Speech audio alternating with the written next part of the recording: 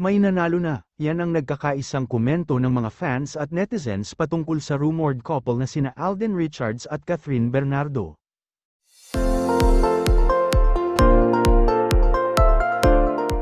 Kilig ang mga fans nina Catherine at Alden matapos ibida ng nanay ng kapamilya actress na si Min Bernardo ang mga bonding moments nila kamakailan.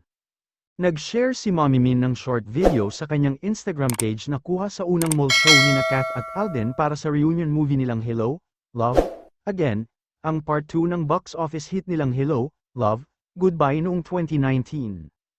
Ang caption ni Mommy Min sa kanyang post ay, #HelloLoveAgain.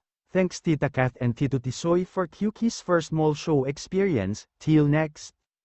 Isa sa makikitang cute na eksena sa video ni Mommy Min ay ang pagkarga ni Alden sa pamangkin ni Catherine na si QQ, obviously, gustong-gusto ni QQ ang bonding moments nila ng kanyang tito Alden.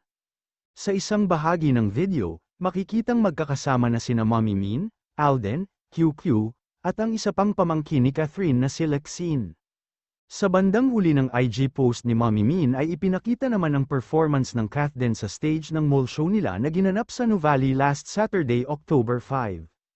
Base sa comments section ng Kath den fans, feeling nila idinaan lamang ni Mommy Min sa video ang kanyang saloobin tungkol sa tunay na relasyon ngayon nina Catherine at Alden. Naniniwala sila na botong-boto nga si Mommy Min kay Alden para sa kanyang anak. At in fairness, close na rin si Alden sa pamilya ni Kath, lalo na sa mga pamangkin nito. Matagal nang napapabalita na nanliligaw nga si Alden kay Catherine, kasabay ito ng balita noon ng panunuyo rin umano ng dalawa pang aktor pero hindi na itinuloy pa dahil feeling nila ay nanalo na raw si Alden sa puso ni Kath.